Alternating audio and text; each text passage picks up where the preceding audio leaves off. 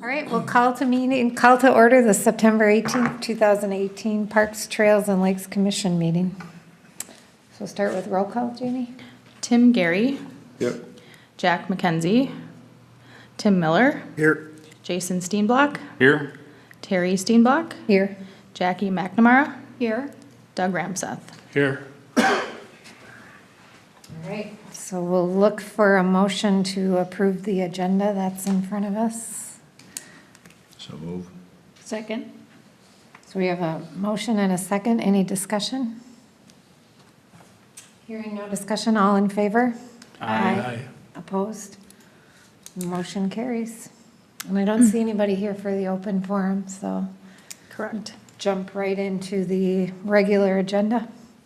All right, so Chair and members of the Parks, Trails, and Lakes Commission, we have a couple meeting minutes from earlier this year we're looking to get approval on. We have March 20th, and I believe it's April, a regular meeting on April 17th, and just looking for approval. And just a comment that if you are not in attendance at the meetings, you are not able to vote on the approval of minutes, so you would have to abstain from the vote.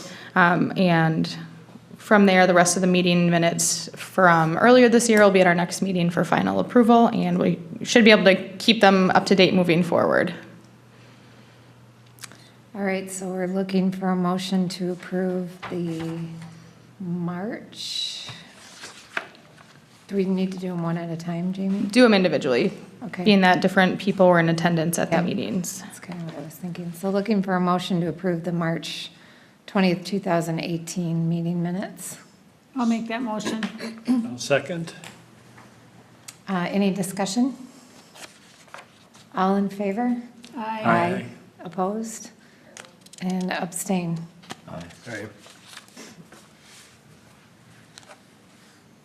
So then we have a motion to,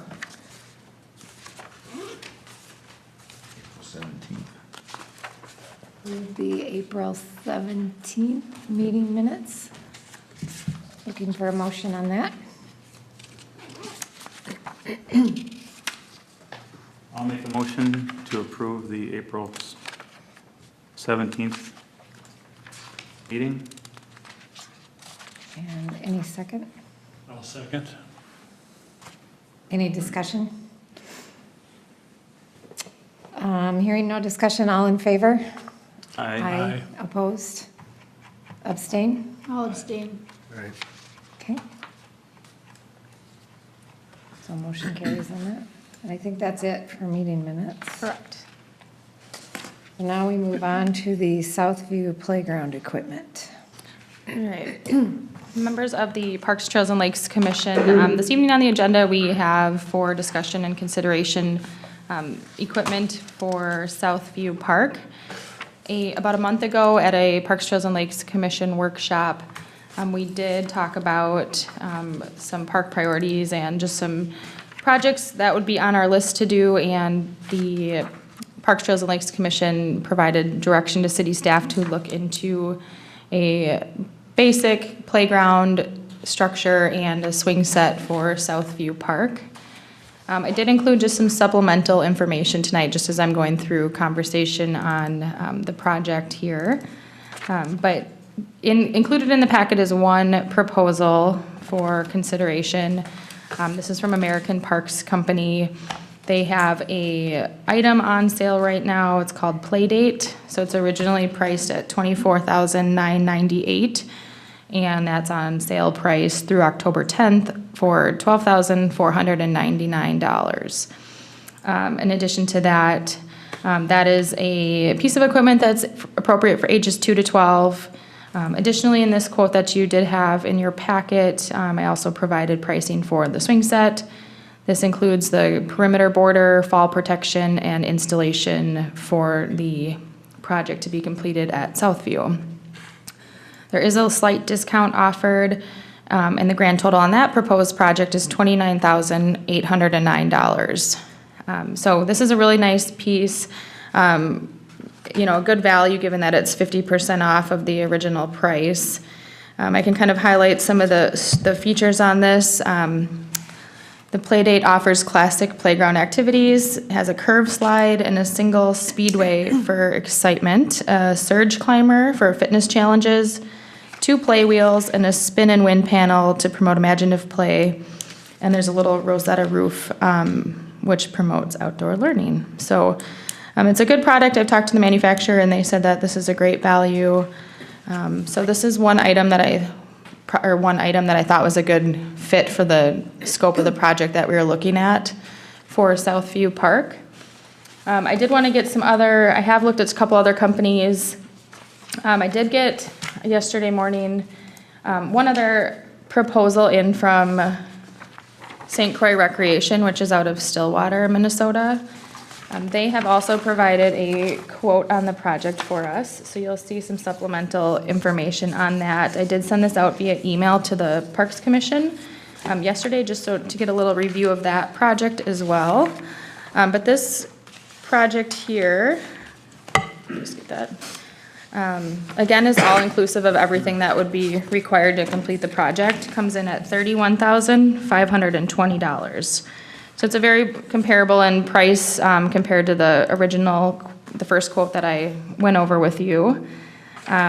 With this one, I can kind of highlight some of the features. They're recommending a playground, but they're also recommending a couple individual pieces as well. So you can see on here that there's a couple of the slides and climbers, interactive panels as well on this piece. And then, so it has the merge climber, there's a rope wall, a couple slides, an animal tracks panel, and then they do have like an ADA transfer station, as is the first proposal. And then they're also recommending a freestanding element, the Comet 2 spinning orb, which they said is a really popular piece that is fun for kids to play on. So those are 2 projects that I thought were good considerations, again, to fit the scope of what we were looking at Southview Park. Included in your supplemental packet, I can put this up here as well. We have both bids came in very competitively. This project would then be all-inclusive, that these companies would come in and do the work. Our city staff would just need to make sure the ground level is flat, which that isn't any issues there. This would be, the proposed location is at Southview Park. Similar location as the former equipment that we did take out late last year due to the poor quality of the equipment. And it had sand as fall protection. So funding for this project would be paid for with $8,000 in donation from the Spring Lake Park Lions Club. That funding was received earlier this year for park and recreation projects.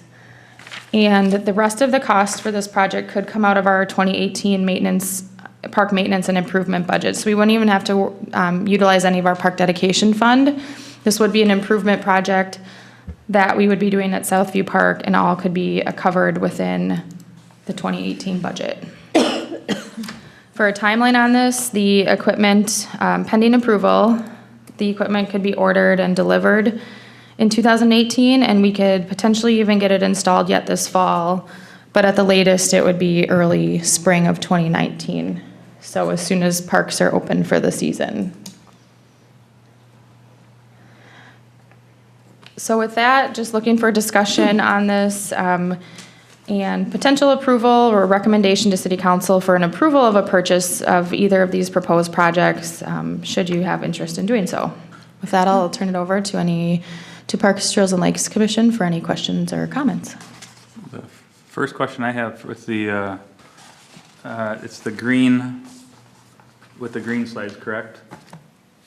Can you repeat that? It's with the green slides and the swing sets? Yes, the first proposed one. The first proposed one? Does that also come around with the black barrier? Yes, that is included. everything? Yes, that Okay. is included. That's the plastic perimeter border, which is what we had at Southview Park previously. That would be inclusive of theirs. So you're getting the playground, you're getting the swing set, you're getting the perimeter border, you're getting the surfacing, which were proposed, the engineered wood fiber chips, and you're getting the shipping cost and the installation in that. So really, this doesn't require city staff to have to do any of the work or installation or prep. They will come in, they'll get an order, come in and handle the whole project. And Jamie, on the St. Croix one, that does include the swing set, right? That does include the swing The set. 2-bay swing set? Yes, Is it that does. correct? Okay. Correct. Will that one have the border as well? Yes. Or will it that- be like it's drawn? It will be, so they drew it, their graphic shows like the tiles, which this is quoted as engineered wood fiber chips as well. Okay. So that's not the surfacing you would receive, but that, the price is inclusive of the surfacing and the perimeter border as well. So the Burke Playground, so on the second option, with There we are. Okay.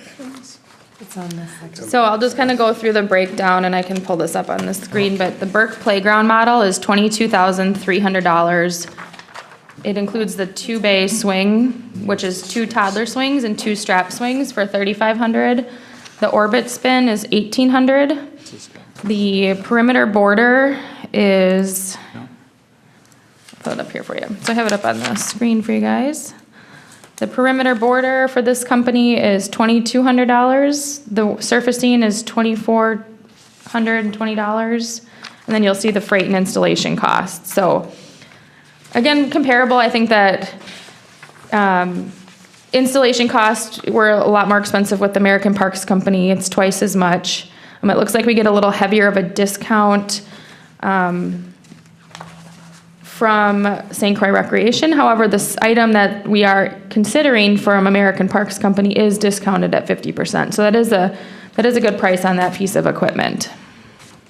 The swings are, I like the variety on the St. Croix one.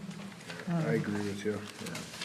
I think that the St. Croix being local in Stillwater, nearby, I think we do have some of their equipment. I know Summerfield has their equipment, and I believe a few of our other parks in Forest Lake do contain this equipment, and they are very responsive to maintenance needs. I know Summerfield, I did an inspection, and there were some issues, and they met me on site for over an hour just to help address some of the concerns and repairs that were needed. So I feel like, it's a family-owned business that you get that close to home connection or care if needed on being able to swing by and look at our equipment. So I think that is, a nice benefit to utilizing the St. Croix Recreation Company out of Stillwater. Jamie, is the critical fall height the same on the St. Croix stuff as it is? I think it was 8 feet on the American. I believe, I would have to double check on that. I'm assuming it's very similar. I mean, this is more of I think it'd be very similar. I don't have the confirmed height on that. So I can try to get that here in a minute, if they have that indicated. While you're looking that up, as far as the transfer station goes, is there gonna be a spot within that border? It looks raised. Is there a spot for a ramp or something to get in there with a I wheelchair? believe, What's the point, I guess, of I don't know that we are intending on that. I know that American Parks Company had incorporated that into their design. I believe they had a wheelchair ramp access. Let me just pull that up really quick here. So the American Parks Company, they did include in the quote, you'll see line item for $495. That would have an ADA timber ramp. So I believe that there would be the option for a wheelchair to access the playground. Again, keep in mind with this project, we would be pursuing the engineered wood fiber, which technically is an ADA compliant fall surfacing item. However, it's not the easy, we know it's not the easiest to maneuver a wheelchair on. So I think that would be, so that is included in the American Parks Company. And I'm not certain I don't know that St. Croix Rec is planning on that, but I'm sure that is something we could consider if we wanted to. I think the overall objective, again, is to take Southview Park. We've had some inquiries on, it is a small neighborhood park. There are a lot of homes in that general area with kids, and there's a nice trail system nearby, trails on Goodview and neighboring areas that I think the objective from the workshop was just to minimal, a lower cost item to really make a nice improvement to that park, to service that community, that neighborhood area, and have a park option, because there really isn't. The next closest to that general area would be Bridle Pass Park, which is not extremely close to Southview Park. So I think that was the objective on this scope of project.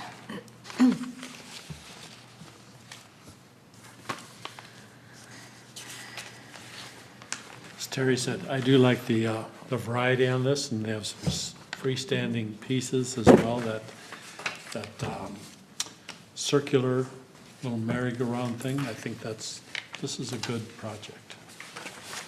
I think in general with St. Croix Recreation, they have some more trendy, newer products available, and I think that's somewhat reflected in this design. It seems a little more trendy or newer styles than just a slide with a couple decks on it.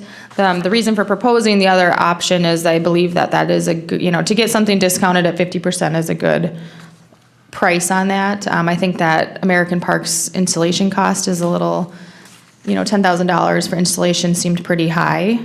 So I think, for St. Croix Recreation to be able to come in and do that at half the price to install, I think, you're putting a little more money, I guess, into the product. It's not a discounted item. We do get a little bit of that discount through state contract, so that's that $7,000 discount there. So we are getting a discount on that, but I feel like you're putting a little more money into the product and not so much of the cost for installation and surfacing. Jackie, were you gonna? Well, I would just have a question about the dollars, Yes, as I always do. Absolutely. What do we have left in our budget with, the park maintenance budget. park maintenance budget? As of today, we have about $23,000 in our park maintenance budget. I think maybe even $23,000 there. However, we also have the donation in, that was $8,000. So we would be right on the money, essentially.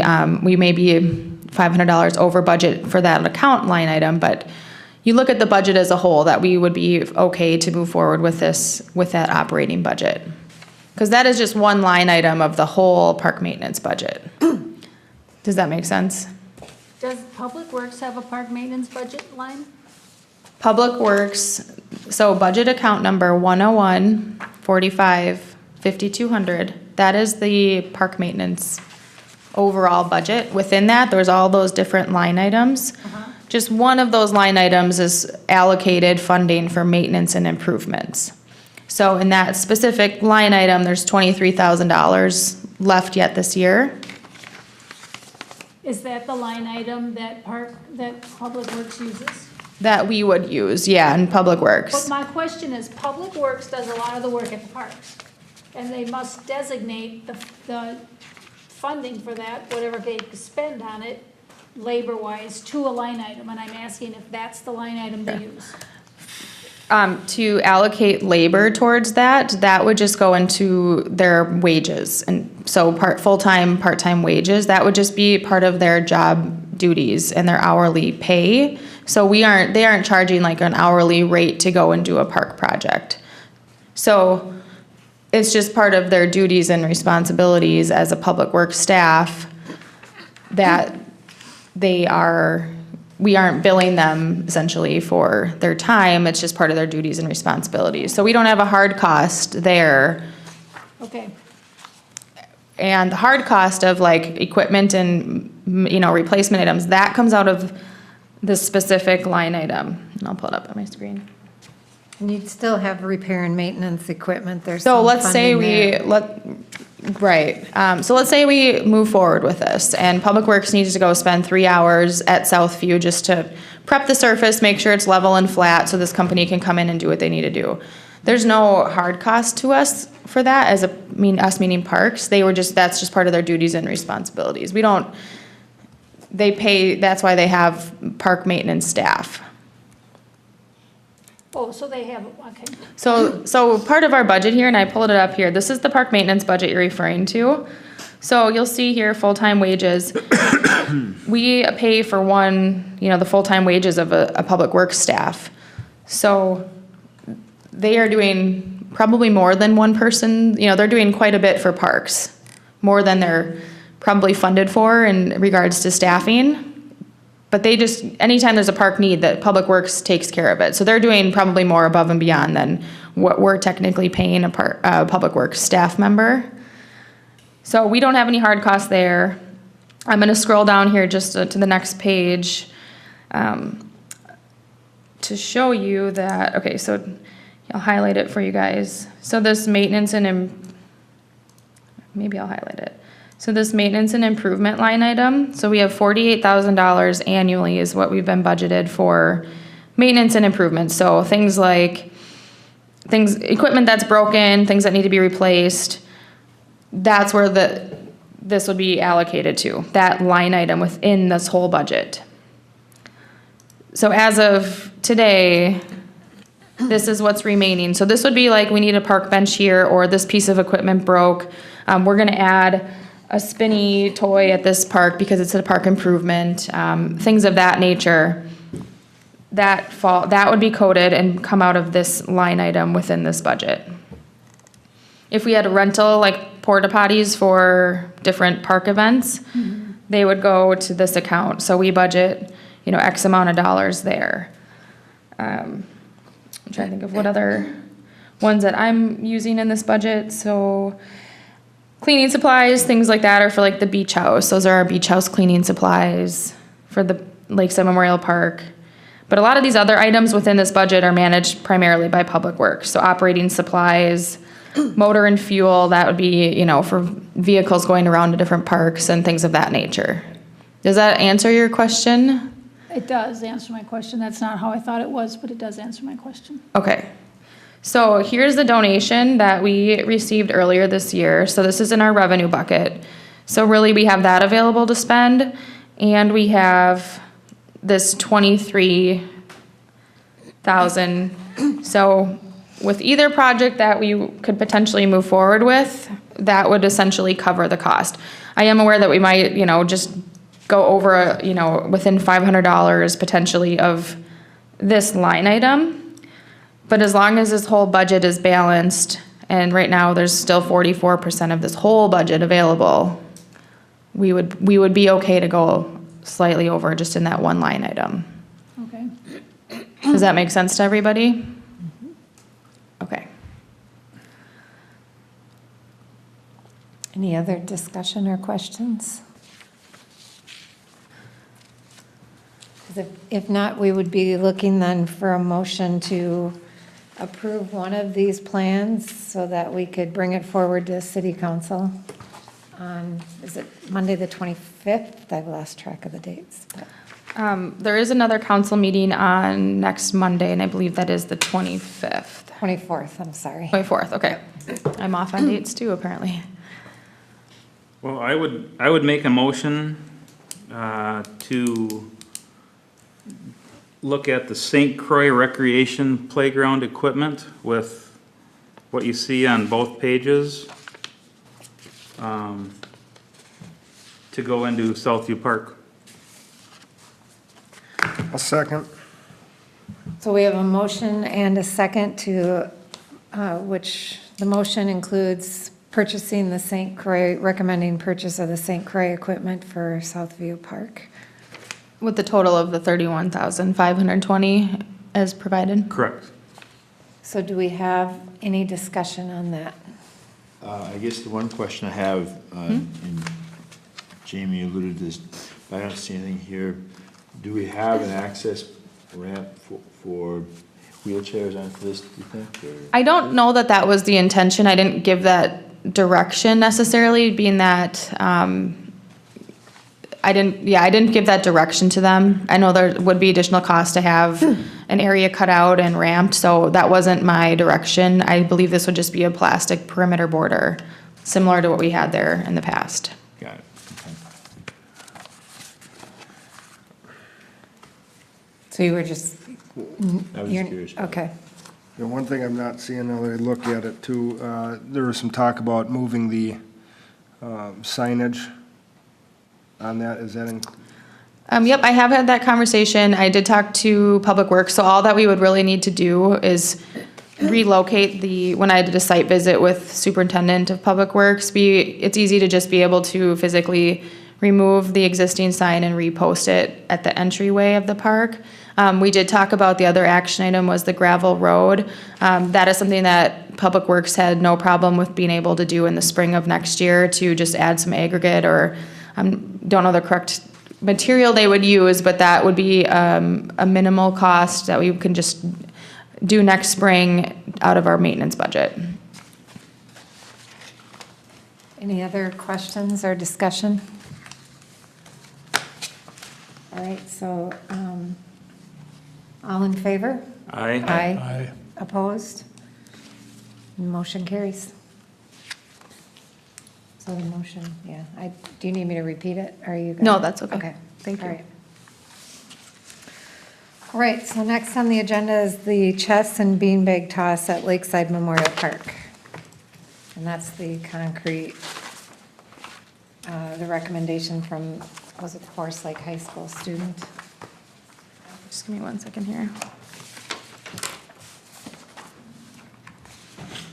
All right, so Chair and members of the Parks, Trails, and Lakes Commission, we have 2 opportunities or items for consideration this evening for amenities at Lakeside Memorial Park. The first one outlined in the packet is a concrete chess table and chairs. As described, there is a Forest Lake High School student who had grant funding and has reached out to the city of Forest Lake to add an outdoor chess table to give to the community. There is flexibility in what he would like to purchase. He is interested in the one with the standard chairs because it is a more desirable approach and easier to install at the park. It doesn't require a lot of materials of which he could fund, but it does require a 4 feet by 4 feet concrete slab. So I did include some pictures to kind of show you what this would look like. I also outlined the cost of the project being around $1,600 to $1,800. So he believes he should have the funding to support the whole project and is not asking for any city funding at this time and does not anticipate that. So the for discussion tonight is, we'll kind of take these as 2 different items to discuss. So I kept them as one staff memo and project or together because they're very similar, kind of coincide. And so this one would be no cost to the city and just looking for the interest from the Parks, Trails, and Lakes Commission or not, if this is something that they would like to see added to Lakeside Memorial Park. The second idea was brought forward by Forest Lake resident to have concrete beanbag toss at Lakeside Memorial Park. This is just something to have on site so that it gives people something to do if they're there. We have quite a few graduation parties, birthday parties, family reunions. So this was more of a proposal. This would be a cost to the city. One set of the concrete beanbags is $1,090, and 2 sets is $2,060. I did include the actual quotes so you can see the freight charges on that. It would be recommended that we have the blocker bike deterrent blocks included as well, given that you don't want that to become an issue, having that at the park. So that was included in the quotes for both 1 set or 2 set. In conversation with the resident, I didn't know how common it is for people to have their own set of beanbags. There is a local company that sells them for $25 for a set. They thought maybe they could advertise it or even have a set or 2 at the beach house for when park rangers or staff to just let people borrow them or have them available, no rent, just kind of at will of returning them when you're done kind of deal. So this kind of goes in line with just having more passive things to do at Lakeside Memorial Park. Maybe when your kids are playing on the playground or grandkids or just having some different things to do. So that is an item for consideration. and discussion tonight. So again, I'll just at this point turn it over to the Parks, Trails, and Lakes Commission to provide feedback on Project 1, which is the concrete chess table and chairs at no cost to the city.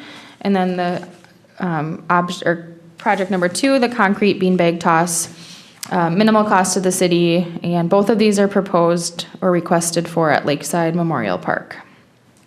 With that, if you have any questions, I'm happy to take those Yeah, now. you're saying no cost to the city, so I must have missed it. Did you say the concrete slab was going to be covered by that grant? He does have funding for, originally, he did not think he had funding for it, but I did follow up with him since this, in August, when I put this together a month ago. And so he said he should be able to cover the concrete slab. And concrete's a, very inexpensive product, but he would be able to fund the whole project.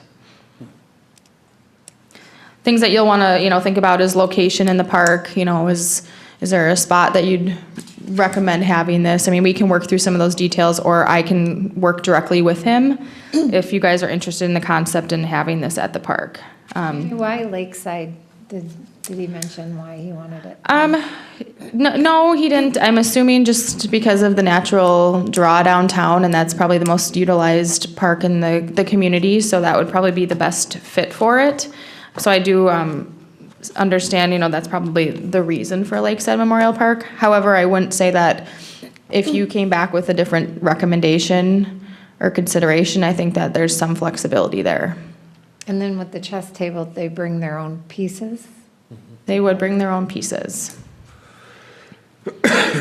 So it's, People just have their own pieces, really, of chess pieces and. that was my question for him as well, because that's a different concept to me. But, he said that if people know it's there, that people would bring their own little set of chess pieces and play. And again, maybe it's something that we have in the beach house if, have a couple sets of them, and if I have a park ranger on duty, and maybe not, but I guess people have them, because that was one of my first questions as well. I did ask also a little bit about the vandalism, if there's the little square tiles and, what we do or how that, he said that the surface should be suitable to, get rid of any vandalism, just like anything else that could be vandalized, remover. He didn't think that the material he's proposing, he didn't think you could etch into it as easily. It's more of like a concrete. So, those are things that you'd want to kind of think about if adding it there, how that would work. And if we put it there and something happens to it, who's liable, or is there any liability there? So. I guess the question I had was, how does this fit into the whole concept of the playground? I mean, is it gonna be more towards the, the band shell or something like that? Or did he talk about anything or any areas that he'd like to have this located in? He didn't. I did a walkthrough of the park again a couple weeks ago, and there are some nice areas more along the lake shore, kind of over by your boat club, where they're quieter, not as many people are there. There could be a nice, little quiet, peaceful opportunity to have that, and people might enjoy walking over from the new Lighthouse Lofts or wherever it might be, and sit down by the lake and enjoy that. So no specific location determined. I do think that there could be some opportunities for just a small imprint kind of in that quadrant over by your boat club along the lake without really impacting the rest of the activity in the park, whether the arts in the park's going on or there's kids at the playground and swing set, different events in the park. Jackie? Then what about considering a different park? I did have some communication with some people that brought to my attention that we tend to focus on the parks that are within the old city proper, and we have so many other parks. And I assured him that we did have, them all on an agenda of what they needed and all of that. But I guess I do have to put a little substance in that, and that he is right, that every time we seem to be improving a park, it seems to be within the old city proper. And there are other parks that maybe would attract people to other parts of the city. And so I just want us to consider the Sure. fact that we need to think about other parks also, and maybe this isn't, I can see the chess table, I guess I would agree that if that's the way, because he's only gonna do one or the other, right? Well, he is only proposing the chess table. The item number 2, the concrete bag toss, was an idea brought forward by a different resident in the community of this would be nice to have, and again, was said to be Lakeside Memorial Park. But again, I agree that we can consider other park locations. Right, so I think we should consider some other park locations for this. For the beanbag toss, the concrete beanbag toss, For or either one both. of, I think for either one of them. Okay, I think maybe that, my personal opinion is the chess table probably does fit in best at the big park. But that's not to say that it wouldn't fit in at Belts Park, which is also in the old city. But there's just more people there, there's more people concentration, so I understand that part. But I can see where the beanbag toss could attract other people to other parks.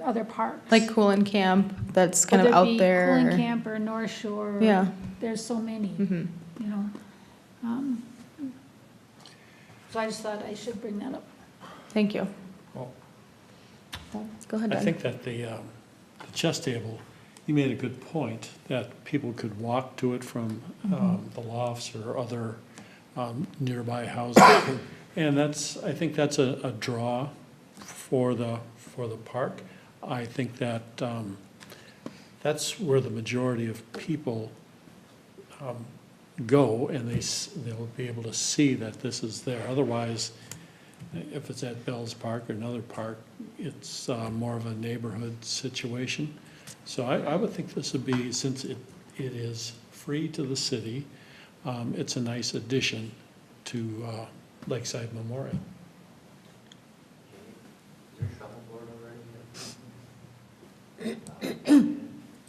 So Blaine asked if there's shuffleboard yet, and this part of the concrete beanbag toss conversation was also brought up we talked about shuffleboard. I didn't put it in this packet because right now I agreed to let's focus on the beanbag toss. The shuffleboard at Lakeside Memorial Park would take up a bigger footprint, and then there's been some issues with, the shifting of terrain potentially, and shuffleboard is an activity that you need it to be a flat terrain, and so that came up in conversation, but not for any kind of, we don't need to, we certainly can discuss it, but I didn't include it tonight, as we kind of both agreed, okay, yeah, that's actually a good point.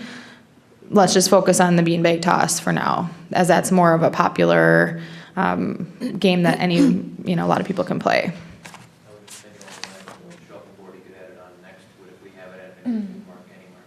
So he said, if you couldn't hear without the mic, he just had said that if we did want to consider shuffleboard next to the beanbag toss, that could be like kind of one project at a different park. So there's a couple different activities. So, I think that would be a good consideration if we want to further this conversation. I think from a timing perspective, we don't need to spend too much time on this. It's something we do next spring anyhow. It's just a discussion item to kind of gauge interest in this. I'm not needing to turn around and order these tomorrow or anything by that means. This would be something we could, I can bring it back in a month or two if you guys want to consider some different parks, or the beanbag toss in conjunction with shuffleboard as a different park amenity. So let's use Coolin Camp just for conversation. Now we can say, come out to Coolin Camp because we got concrete beanbag toss, we have shuffleboard, and maybe we add disc golf out there at some point in time. Just those are a few different activities that might draw, to Jackie's point, draw people out there that might not otherwise be going out to Coolin Camp, because there's these unique and different things to do at these parks. So, If you were to place this at Cooling Camp, is there a place to store the equipment? Because I don't know if anybody has, they might have bean bags. I doubt that they have shuffleboard equipment, So we potentially would. There is, the Forest Lake Baseball Association has a shed out there. However, we don't really have city staff out there to kind of manage or oversee any of that. So there's kind of that challenge there. People would probably have to bring their own equipment. But, disc golf, people bring their own discs for that. And if they caught on to it and people started, buying or having their own bean bags, they would have to pretty much be, dependent on bringing their own to play the games or participate. What if we explored the chess table at Lakeside, kind of down in the area where you talked about? That would put it away from, it would spread things out a little bit within the park. And we tabled the concrete beanbag toss for a different park where we could look at, maybe it's belts as we look at belts, or we look at whether that makes sense somewhere else. Although that doesn't meet the need of the resident who wants it there in relation to graduation and weddings. But I feel like in some aspects, Lakeside's getting kind of busy in a way. Right. Yeah, and I know Real we've, estate is being consumed. we want to preserve the green space, and have room for when there are events there, and people do just kind of enjoy throwing the Frisbee around in the grass and having that space. So you're right, you don't want to have too much there. I think to Doug's point and Jackie, it's a smaller footprint, it's not a huge concrete slab. It can kind of be tucked away.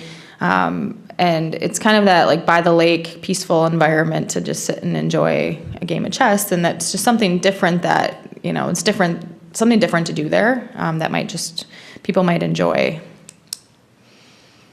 Would, not to change everything a whole lot, but would this Forest Lake High School student like to make a wooden beanbag toss that would have a city logo on it, that we could actually put that away inside the building? So we wouldn't have the footprint. We could just take that out and we could have the city logo on that beanbag toss. It'd be a smaller scale thing. I think that, and I don't know if he had the specific interest in the chess himself or just the concept. So I could certainly check with him, but he brought forward the specific request of a chess table for Lakeside Memorial Park with the grant funding. So I think it's a pretty specific request. But not to say that we still can't consider doing that and having beanbags for Lakeside Memorial Park that a park ranger can physically take out of the beach house and people can play them. There's a custom, we could purchase that, but I don't know if that's the route that we would want to go as a city for sure or not, but there is that option to have that if we wanted to provide, have that available in the beach house. Here's a set of beanbags and boards and you guys can use them for your party or whatever. So we certainly could consider that. And those run custom, like the wood set you're talking about, a couple $100 for a set. Yeah. So does anybody else have thoughts on how they'd like to proceed with this? I just have a question. You said it's a grant. Are we working in a time frame with this grant? He does have a little bit of a time frame. He didn't give me the deadline. He has the funding, so it's just, I think, confirming a project, and if it's not this, I think he can look into other options. I think Lakeside Memorial Park is his desired request. Let me just pull up his- Yeah, I think the thing to do is just maybe proceed with the chess table down at Lakeside Park. And I think that, if we're gonna do this beanbag toss, that might be something to look at, like, say, at Cooling Camp or, Southview or any of the other parks we have. Right. I like that idea a lot, because I think especially if he's working on a time frame, he needs an answer. And I think the chess table is a great addition to Lakeside. It sounds like there's general consensus over utilizing a chess table. A thought I had come to mind in discussion that we had earlier at the council level was when I brought up at the staff updates, doing a playground project at Lakeside. The question was asked about seating around the playground area, because it wasn't in the concept design. I know there's some seating there now, but adding that chess table near the playground can be used whether someone's playing chess or just using it as a table to maybe watch their kids play might be a good idea. I'm just gonna laugh at that a little bit. Just because in my experience, probably that your chess players are not gonna will not want that peaceful atmosphere of away from the children. And maybe not right at the playground, but in proximity where you can keep an eye on them, whether it was towards the lake or wherever, but Yeah. that way it's not just for the use of chess, it can be used for general seating as well. But I don't know that I would play chess and watch kids at the same time.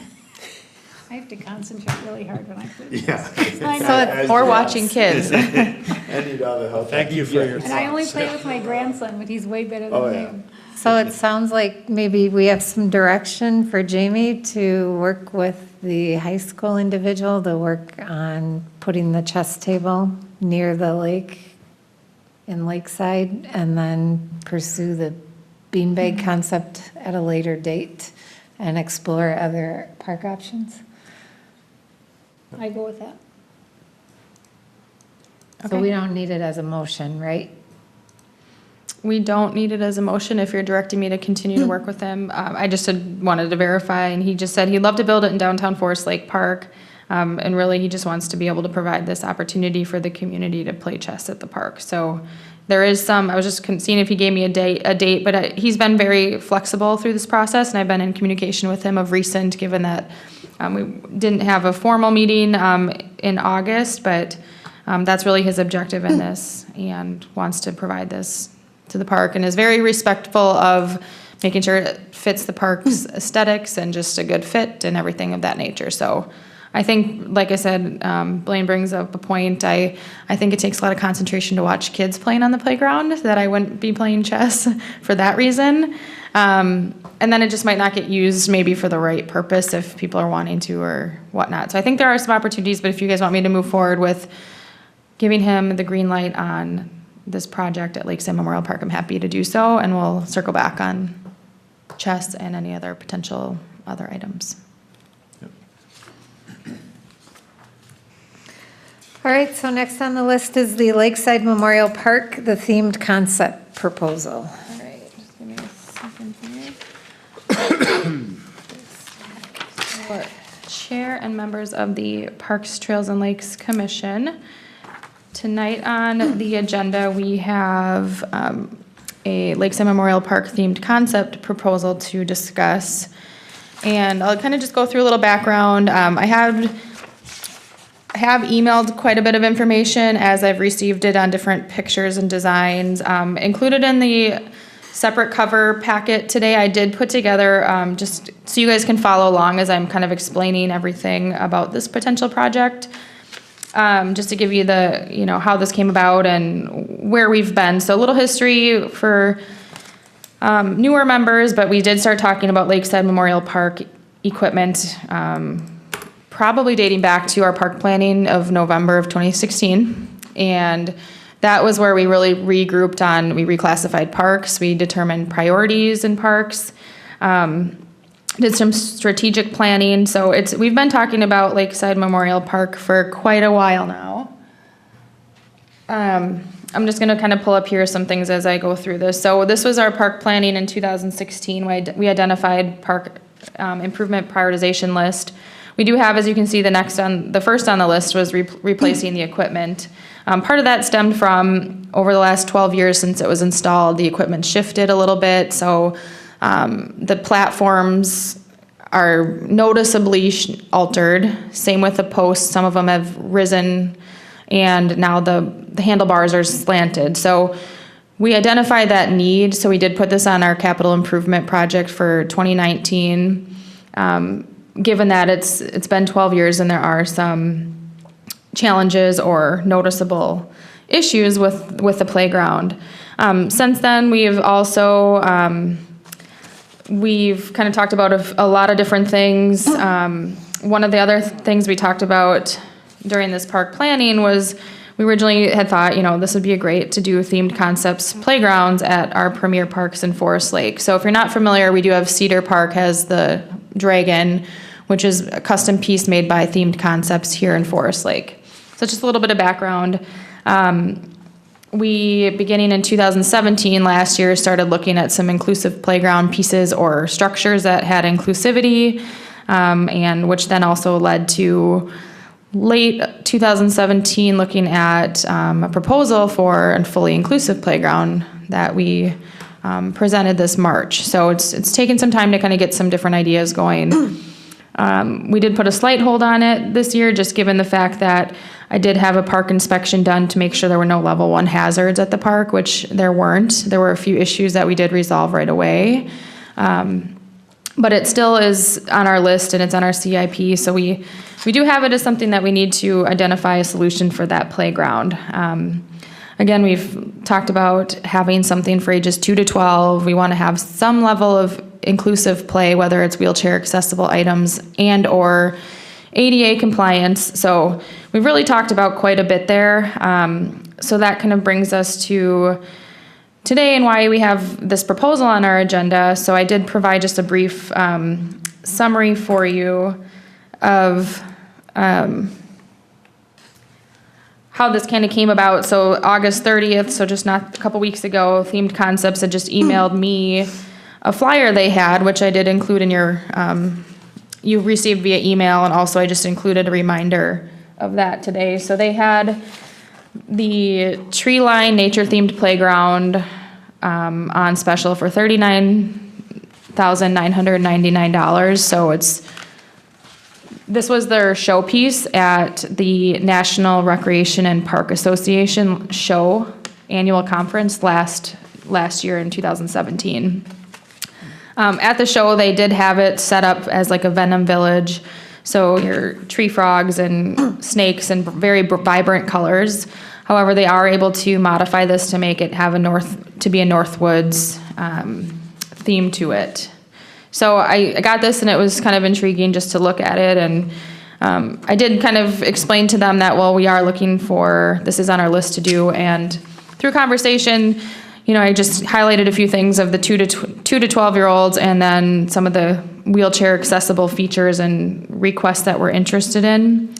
So they did put together a proposal for the whole playground, which I received within the week, so early September. So did send that over via email and just wanted to bring it to the table as an option for Lakeside Memorial Park. I'll just kind of go through a couple points on this. Let me just grab my notes here.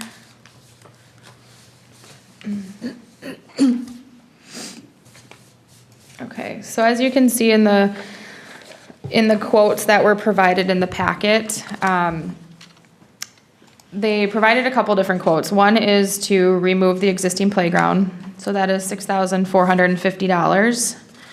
They provided another quote to do the concrete slab, which is $22,100. And then they provided a really detailed quote on what they would recommend for our current space at Lakeside Memorial Park. That includes a 5 to 12 piece, which is that sail piece that I had referenced, and then an additional 2 to 12 play structure, and then several accessory item pieces.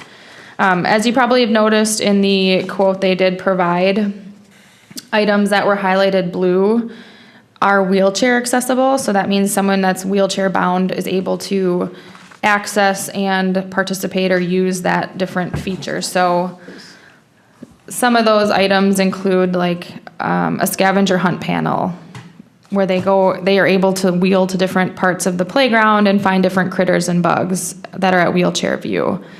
It also includes like a wheelchair accessible chin-up bar and like a tunnel for them to wheel their wheelchairs under. Those are just a few. There's also a photo opportunity, like a fuzzy face panel where you can wheel up to it at wheelchair height and have like a little photo opportunity. So there are some items of inclusivity regarding those who are wheelchair bound, but there are also several other ADA compliant features as well, which are listed in, I take that. I think that was it for kind of like your ADA compliant and wheelchair accessible items. A couple other things to note on the quote. As you can see on the first one, they are able to come in and remove the existing playground. And as they indicated in their quote, that they would be able to store that existing equipment at their warehouse for up to 18 months. And they are able to, from their evaluation, it's very likely they'll be able to reuse several pieces and components from the existing structure to reuse and recycle into the new playground that they have proposed. So it's giving us the opportunity to reuse and recycle the equipment and materials, which is nice because cost of materials are increasing. And it also is providing a discount, an additional discount to the city if we reuse the materials. So that was reflected on the quote. Reusing that is another $8,900 discounted from the total price. So just a couple other comments that I had put together. Some of the benefits of this project, I know it's supporting a local company, and I know they've had good success with the Dragon at Cedar Park. I know a lot of people enjoy going to that destination to utilize the Dragon. Being that we're in Forest Lake and their business is located here, you see on the quote, Forest Lake discount. So on every item that they proposed as part of the overall design, there is a column that says Forest Lake discount. So we are receiving a discounted price on what their retail price on that. We've always said, what do we do with the existing equipment? So reusing and recycling it is beneficial. And again, also then gives us a credit on the project that they're proposing. The thing with the materials from the existing equipment, whatever they don't use in this proposed project or wouldn't use, they would be able to incorporate into other pieces or designs for a different park. So it could be a way to, again, reuse or use those materials at a different park if there was a need for that. Talking a little bit about the issue or the concern about the location near the lake, they've provided in their proposal a pretty, good solution for the concrete slab with the proper depths and adding a pad underneath the surface as well. And in speaking with them last Friday at a site visit to see the product, they have added this pad underneath other projects before that are near water and have not had any issues with it. So I think with their recommendation of pouring a concrete slab throughout the whole container space at a certain depth with this pad in there with drain tile sounds pretty assuring that it's going to minimize the potential for any freezing or thawing, shifting.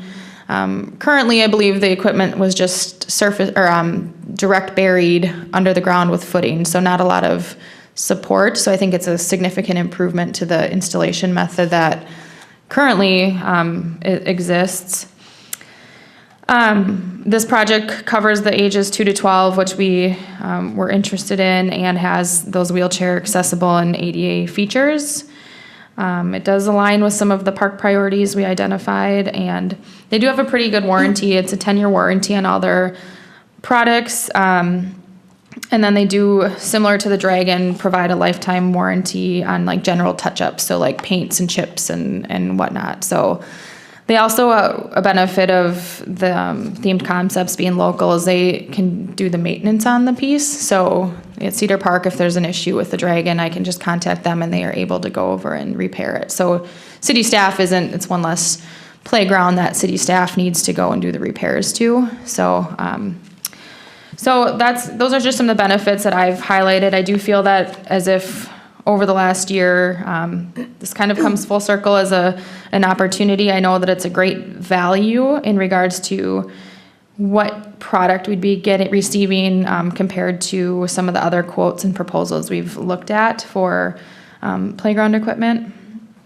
I just summarized briefly here kind of the bulk expenses. So again, the removal, the concrete slab, then the total lump sum of the equipment.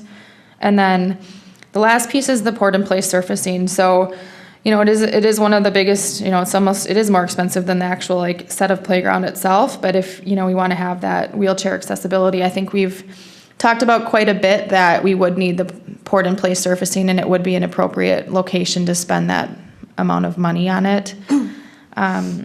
So that was, I kind of put together the total of what that whole project would look like. Theme Concepts would really do everything. The only thing the city would be responsible for would be removing the current shredded rubber fall protection. That would have to be come out, and then the city would have to remove any footings or like existing concrete below the surface, and provide 18 inches of gravel. So in talking with Dave Adams, that's just a maintenance and improvement cost, couple $1,000s. That would be just absorbed in our annual operating budget and not necessarily needing to be factored into the capital improvement piece of this. So this is just a proposed idea and project that I'm bringing forward for discussion. This would be, as indicated, it's on our CIP for next year, which I have here. Oops, I'm sorry. So our CIP, we did have this listed as a priority for $100,000 for construction and maintenance, just knowing that we have the shifting of the equipment there. So with that, It was a general approval, not from the council. what was that? It was a general approval of the council, kind of gave a nod. Oh, they had did. interest in it. So there was a regular meeting last month, or was it the regular meeting 2 weeks ago? So this all came out fairly quickly, given the item that is on sale is a time-sensitive piece. Themed Concepts does have other communities interested in this. They did put a hold on it and to give us the first opportunity, given that we're here locally. So I did have this this was shared very briefly, just pictures at the council level, just to say that this is coming to our agenda tonight for discussion. Blaine's reporting that there was just a general, like, looks like a good fit, or I'm assuming is that kind of what it? Yeah, there was no motion on it, but it was a general appeal that if you're interested in entertaining it, it's a likable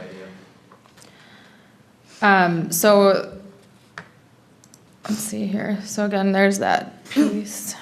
I lost my spot here. Hold on. So again, I outlined for you, there's the cost of the project. Talking about funding, so do we have funding available? We do. Our current balance for park dedication as of today would be $502,000. And that also takes into account, we have another $225,000 coming in early next year. So timing, just talk about that a little bit if this is something you're interested in entertaining.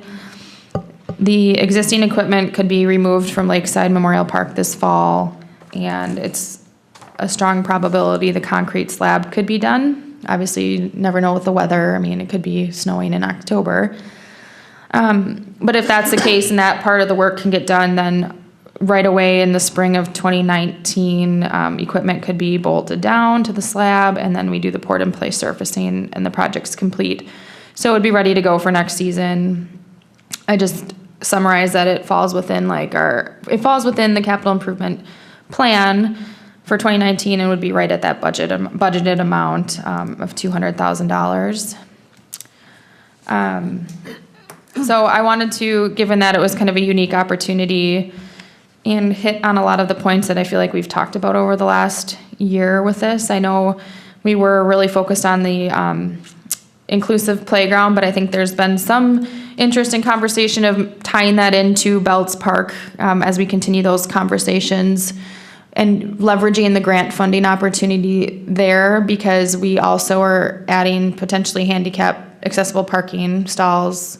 We're considering to add access points for that park, because right now you can't access it at all via a wheelchair or anything of that nature. So considering adding an inclusive playground for Belts Park might make that a really strong application for the Minnesota DNR program, and keep something more something custom like this.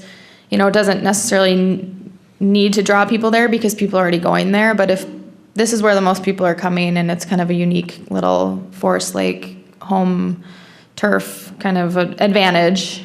It might be a good consideration. So it's all just for discussion. I wanted to bring forward what I have for information.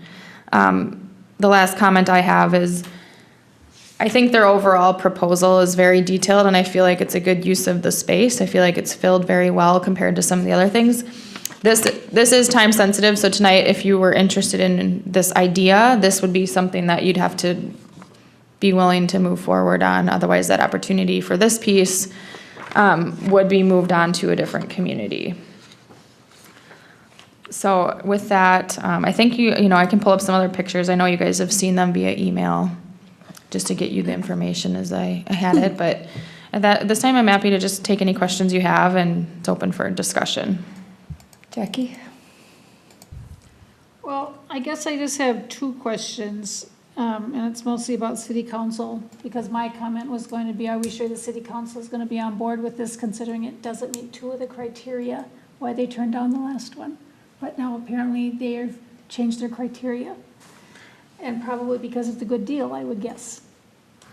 So Which last one was turned down? What was the criteria? the two, well, one of them was it didn't supply anything for any of the older children in our community to do. This still only goes to 12 years old, and that was one of the things that they were adamant about, was that they wanted something for our older children. So we still haven't accomplished that, which means we'll still have to eventually spend money to do that. And they were not in favor of putting an all-inclusive, handicapped accessible playground in the park, in the city park, the main city Lakeside Park, if I recall correctly. They felt that that should go to another park. So I don't understand really why they're heads up on this one. I think the value is there. I think the value is great. I personally don't like moving fast, because I feel like we always miss something. I know I do when I move fast. But I realize it's only there for a short amount of time. I'm still not sure that I understand the poured-in-place surfacing at $83,000. But it's really, my concern on this was that I really was gonna come here tonight and say, I don't think the city council will go for this because it doesn't meet the criteria that they turned down. But, so I'm taken aback, I'm surprised that we think that maybe they had a general consensus that they were in favor of it. But I'm not sure that I am. Doug? I think one of the counters that we could have to that for the older children is Bell's Park. And some of the things that we're including there are focused on some older children, the ninja type course, the athletic course, that's for the older children as well. So I think that we could make the point that we are doing that we're providing for that in other locations. We did make that point last time, We did make that point, that's correct. but it's a new opportunity to make that point again. And we have a good price. Jamie, the question I have is, okay, so you have somebody who says they can do lifetime maintenance and lifetime warranties. Do they provide like a bond or insurance, or, I mean, if the company goes out of business, how do you keep it maintained? That's a good question. I don't know. We didn't have a conversation on providing an insurance or bond. I think across the board, you could come across that with any supplier of equipment. I know we kind of did with Earl F. Anderson, got sold to Landscape Structures under new ownership. And the challenges I faced with that was, where are the original documents, or what was the warranty? And so there were some challenges with that in that situation. I think, if that's the case, I think it's just something that the city then maintains, and just that's just part of the risk of, purchasing any equipment, really. Because I know that I experienced a little challenge when Landscape Structures was now running Lakeside Memorial Park, and they actually got to a point when they started looking at the current equipment that Landscape Structures didn't want to be involved in the removal of the equipment or just any of the potential repairs to it, just because of the liability standpoint. But that was really who we purchased it from. So I don't know. I mean, that's certainly something that I can ask if that's something that we think is, imperative to have for this kind of project. But I think that, the city would we're purchasing it, so we would have the ownership of it, and then, hopefully that warranty would remain intact for forever, and that can be carried through. Yeah, because I think it's a good plan. We've talked about Belts Park is becoming more the older, or a park more for the older kids, in those activities. So I think we can answer the question with that. But, no, I would say go ahead. I think one quick comment as well. I know Tim Gary and Terry Steenblock and myself went there on Friday just to see the piece in person, and it's and I'll show you this picture if you haven't seen it, or just for people maybe watching from home or whatnot. But it's a pretty elaborate, a visual piece with the Northwoods theme. So obviously you're not going to have Venom Village. That can all be really custom to what we want to have there. The thing that I think is unique is if it's a general consensus or a general direction you want to go, and I'd like to I think their proposal's great. Securing the purchase of this is the time-sensitive piece, being that it's, the custom sale, and otherwise somebody else is going to take on that deal. Really, all of the other accessory components that they've proposed, and they just put that together. And I think Tim and Terry might want to speak to this, but they are very open to customizing, or let's change this, or maybe we don't quite have something challenging enough for a 13 to 15-year-old. What can we add some kind of rope thing and remain within the same budgeted amount? So I think that Jackie doesn't want to, you don't want to move fast, and I understand and respect that completely. So I think that if it's a general direction you'd like to go and want to stay under a certain budgeted amount, I think there is the opportunity to fine tune some of those other details before you're approving the whole big project. But knowing that if you would be interested in this Northwoods lake, forest, and lake theme at the park and secure this purchase, that's the direction you're going. I think they'd be able to, if we said, you got to stay within this $83,000, but let's just tweak a couple things, and, that could potentially give council the opportunity to have even a little more input versus just having to, send an approval through. So, there is that potential option if it's a direction you see being a good potential fit for the park, if that makes sense. If that helped to give you some time to look through some of the other things. One of the things that I liked about what they had told us was that as they remove equipment, they can store it. And like Jamie was saying, is let's say we get to the point where it's there really isn't anything real challenging, but we do have some excess equipment that they would then customize and build to some specification that we could potentially reuse old equipment, which I thought was a great idea too. That's a great idea, yeah, for sure. Tim? My question mainly is along the lines of the theme, being at the lake, a piece this size and with this, what kind of value is this compared to a non-themed piece of equipment that might have the same type of climber, a few slides, some platforms, and that sort of thing? Is the value only in the theme itself, or is it in the overall playground equipment? That's a good question. I think from what we've looked at, I think that it's the values there in both. I think for around $100,000, we were looking at a smaller playground structure with one small area of inclusivity. And Landscape Structures had some quotes out there. So for about $100,000, and I can pull up a couple things here, but I think that you're really getting the value in the cool custom, teddy bear park kind of uniqueness to that playground. And I think for a comparative price or even more, you're gonna get something similar to what's there right now, you know, just kind of, anybody could get it, kind of piece of equipment. And I don't think I don't think you would get a lot more of like activity and features and functionality. I think that this would definitely be a unique piece that people would catch wind of and say, oh, did you know Forest Lake has this really cool, like, unique playground? Not that it would necessarily draw them there, but I feel like that would kind of catch wind, and people might be interested in that. One other comment I know a lot of people are newer on the commission, and Jackie, Jason, you might remember talking about this a little bit, but we did talk about, you know, what if eventually we do go that themed concept route, and now we have the Dragon at Cedar Park, which is already, you know, well received, and downtown Forest Lake has the Northwoods, like, forest and lake theme.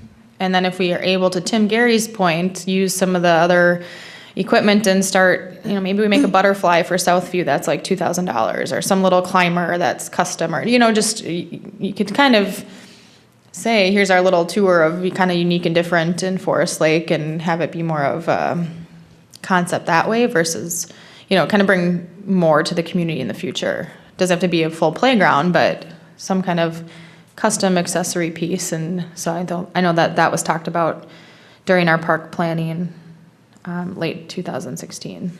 Well, I think you have an identity then with the parks. I mean, when you say Teddy Bear Park and Stillwater, everybody knows where to go. You know, if you say, you know, St. Mary's Park, don't know where that is, you know. But it's probably down by St. Mary's Point or something, we don't know. So I think that's one of the points, and, you know, it becomes an identifying, you know, part of the park, or identifying theme. The one question I have, going back to the weight of this piece, because it's cement, correct? Yeah, I can pull up their specifications on their product. I don't think it's all cement, but I'll pull that up for you guys. And then what's the guarantee of a 4-inch slab lasting at Lakeside Memorial Park for a long, long time? So one of the things they talked about was one of the specific questions we asked, because one of the other objections we heard from the council was the concern about heaving. And we talked about, we can't guarantee that things aren't gonna heave in Minnesota. But what they talked about that they do, and they've done this with other projects that are near the water, or in situations where they've built water fountains, they are using some type of insulated foam that they're pouring around it when they put this in place, which has addressed those issues. Yeah, one of the ways this foam works is it keeps the ground a little warmer. Yep. So they don't have quite the freezing, frost heaving issues. I'd also talked to him about using caissons, which would be like legs off of the corners, you know, to kind of stabilize too, which is a method that's used once in a while in pouring large pieces of concrete in, you know, unstable ground. So I think they're open to, you know, also trying to find the best method to make sure that it's a stable environment, because obviously if you've got wheelchairs going through, you know, 1 or 2% inclines makes a big difference. I'm just gonna mention a couple of things. I do like the fact that they said they would be willing to accommodate. One of the examples we talked about was with the archway. That's tall enough for a wheelchair to go through, but one of the things I asked was, could we have some type of activity in that archway for somebody who has a wheelchair? And they said that they would include that at the current price. You know, we talked about some other wheelchair-bound activities in relation to ropes, and they were willing to explore that. So I would like, if we move forward with this, to have the opportunity to sit down with them and think about some other things that we could incorporate into this that would provide more opportunities for those that are maybe wheelchair bound. The other thing that I've heard about the Dragon is that I hear complaints from parents that they can't get up there and play with their kids.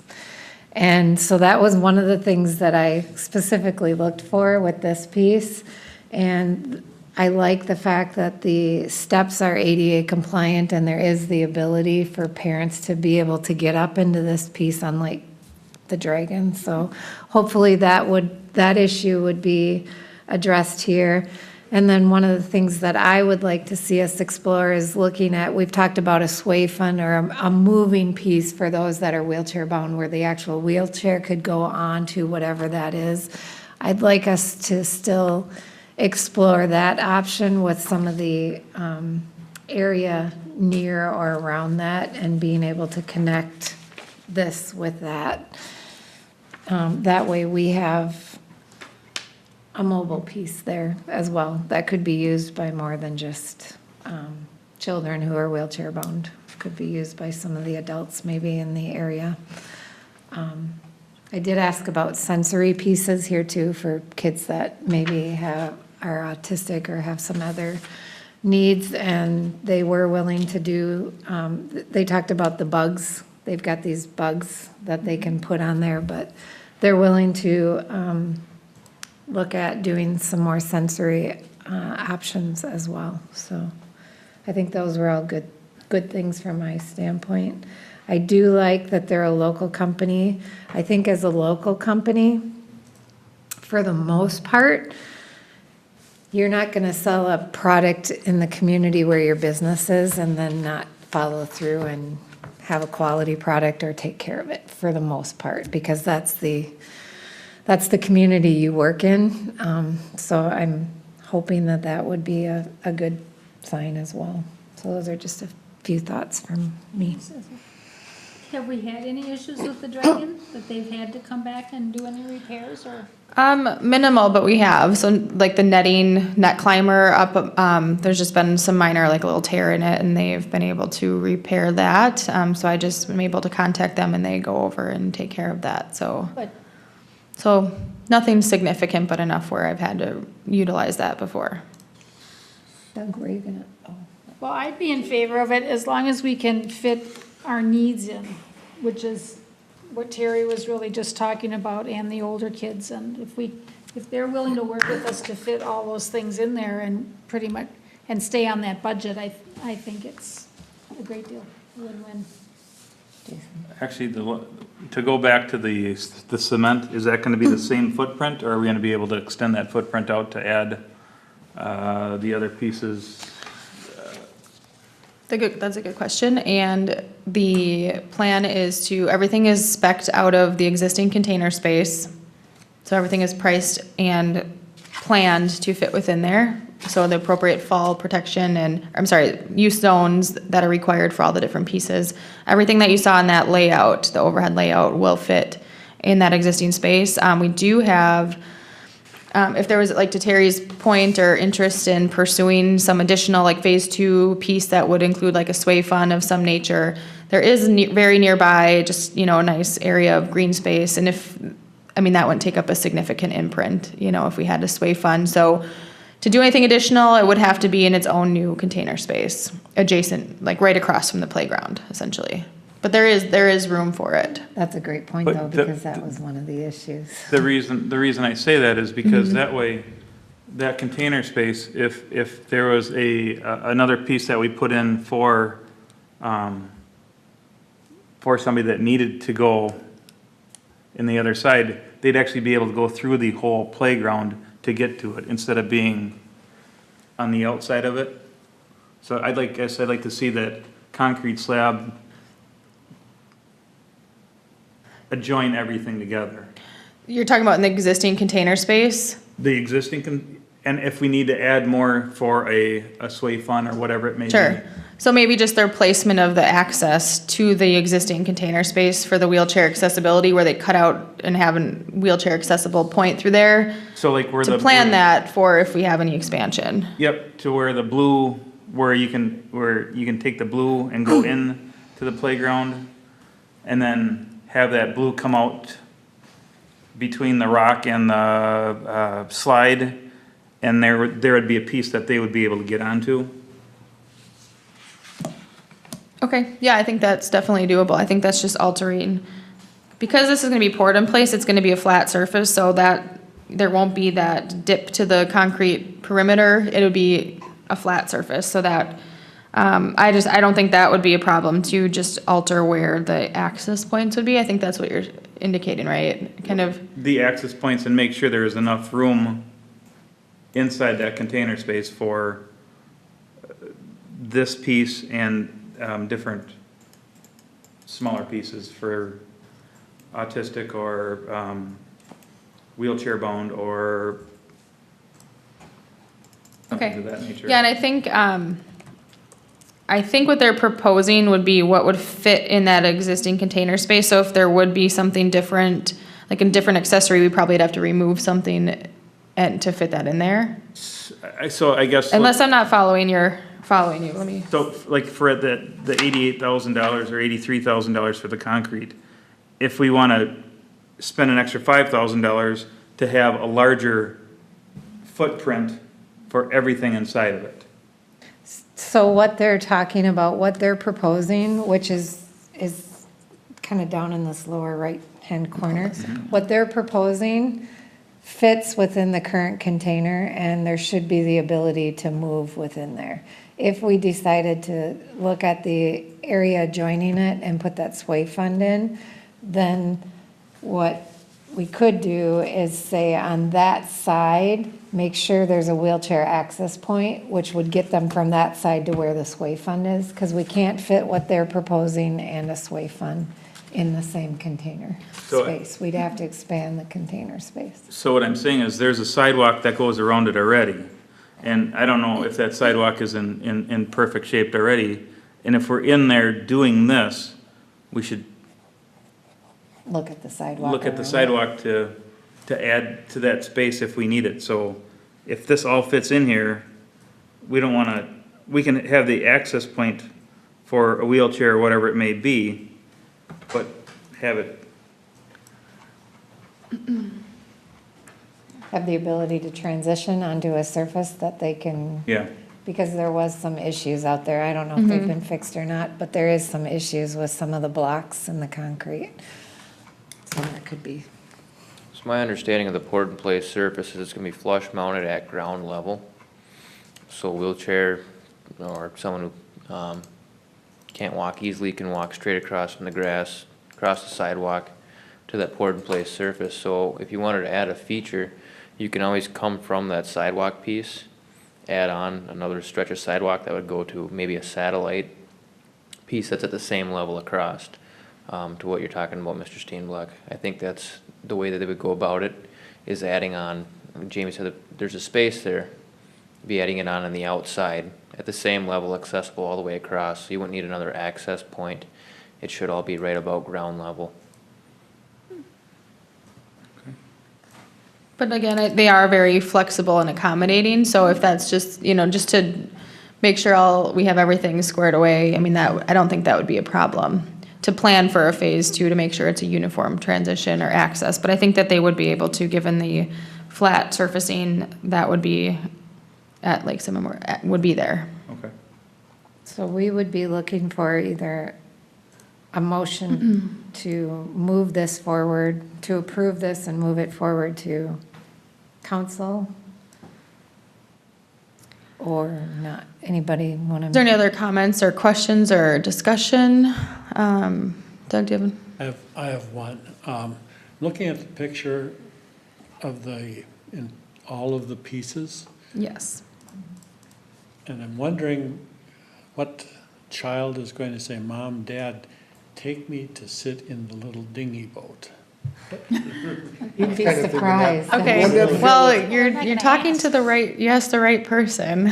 Drainage for the The dinghy boat is at Teddy Bear Park, and believe it or not, kids love sitting in it, and I'm just gonna say, I know a couple little ones that sat in it and sang row, row, row your boat, and just, enjoyed the photo opportunity, and just, They flex kids, weren't they? they had fun, I mean, it brings out imaginative play. I mean, they pretend they're going on a boat ride, and, All I right. can elaborate more, but I know that it does bring out that creative, imaginative piece of being in a boat, and I think that's right now where we, it's a small imprint and just a nice little, if it fits, and I think they did a good job fitting things in like that if they could. I mean, it's a low cost and it fits, and there's, it's a nice thing for the little kids, like, that are just starting to walk, just kind of trot in there, and Okay.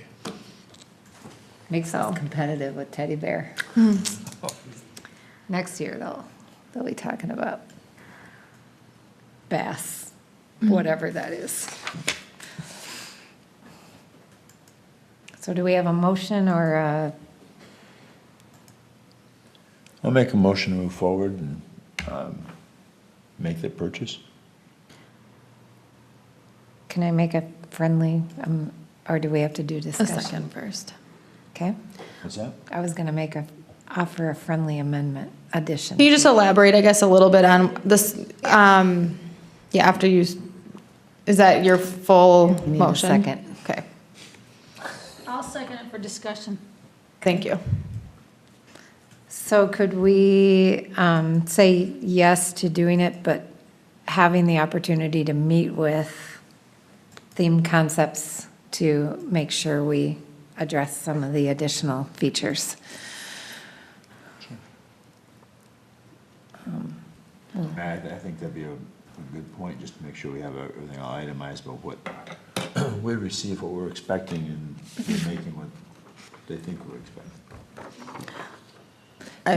We have a motion and we have a second. Do we have any discussion? Can I ask some point of, or Jackie, do you want to go ahead? I was gonna second her amendment. I have a point of clarification, just from a staff perspective on my direction. Are you wanting to move forward specifically with the purchase of the sale item or all the items proposed? I guess I'm just looking for a little clarification on your motion. Well, it seems that we're kind of under the timeline for the piece. For the sale piece, Correct. And so I would definitely move forward on that. If we have to make that same decision on the other pieces, we can do that, or, based on your conversations with them, if we've got some more time, to purchase those next spring or whatever, but as long as the price stays the same. I would like to see us holistically look at it and approve it, because if we buy the piece of equipment, we have to do these other things in order for it to be, effective in that park. So otherwise, ideally, just in my mind, what we'd be able to do is say yes to some of this stuff, and then we'd know we've got the plan in place and we can get them implement what we can now and get the rest of it done early in the spring. And then we can spend the summer participating in arts and parks and some of the other stuff, and these would be ready to go. So could I offer a friendly amendment that we make a motion to purchase the equipment and the additional material that needs to happen in order to have this put into place? Perfect. I guess I just want to, specifically, approve to city council the purchase of the supplied quotes as proposed from themed concepts? There you go. Yeah. Is that where Yep. I just wanted to verify if you're wanting to have the conversation on quote number 18-294-1, the one that they have the detailed quote with all the proposed accessories totaling $82,714.75. Are you proposing that you move forward with this specific quote as provided? All of the details and amenities. Isn't that in right here? It is in there, If yes. we're proposing this, then that would include Okay. that, Just wanted to, right? yes. With the option to talk to them about a few adjustments that stay within that price. Okay, got it. I just wanted to make sure I was 100% on the same page, and I am, so. Okay, so do we want to summarize the motion again?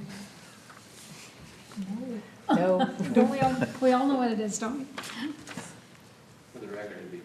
Yeah. Yes. So would the motion on the floor be to move forward with the purchase of the equipment and the other expenses listed totaling $194,865 for the placement of this into Lakeside Park, with the caveat that we would like to discuss a few changes within that budget? That makes sense. So that's your amended motion. That's my motion. Okay. And do we have a second? I'll second that. And any discussion? Hearing no discussion, all in favor? Aye. Opposed? Motion carries. All right. So next on the agenda, we have the park dedication determination for Legacy Apartment. Okay. All right, so Chair and members of the Parks, Trails, and Lakes Commission, before you, provided in the packet is a staff memo and letter from Donovan Hart, our zoning administrator. And this is in regards to a new development in the community that has been proposed and gone through Planning Commission, Legacy Apartments, to build a 91-unit apartment building at 399th Avenue Southwest. And as in any project that comes forward, it is your role as the Parks, Trails, and Lakes Commission to either accept land or a payment to meet the parkland dedication requirements. And this is the staff recommendation to the Parks, Trails, and Lakes Commission to accept a cash payment of $227,500 to meet this project's parkland dedication requirement. This is calculated at the regular fee of $2,500 per unit times 91 units, and that will equal that amount. So at this time, looking for any questions or otherwise seeking approval to accept the cash payment of $227,500. Jamie, oh, sorry. go ahead. That is a full 2,500, right? That is a full $2,500 per unit. Is that the same that we charged Pratt? Correct. That is the regular rate, and that is the rate that we've charged for all of the developments we've received forward.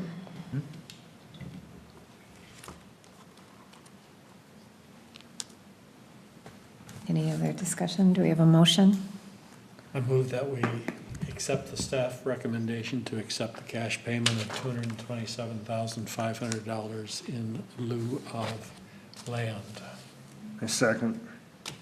Any further discussion? Hearing no discussion, all in favor? Aye. Opposed? Motion carries. So then next we have the North Lakes Academy. Again, this evening, we have one more staff letter here to Parks, Trails, and Lakes Commission regarding the development for K through 8 school that North Lakes Academy has proposed at 232nd Street. They do have an approved conditional use permit for this project. The cash payment would be in the amount of $20,000. And this is calculated a little differently given that, it's not the it's a commercial development. So this is calculated at our base of $2,500 plus 7 acres of disturbance. And then it's multiplied by $2,500 per acre, which equals a total of $20,000. So that would be our recommendation the staff recommendation would be to accept the cash payment of $20,000 to meet this parkland dedication requirement.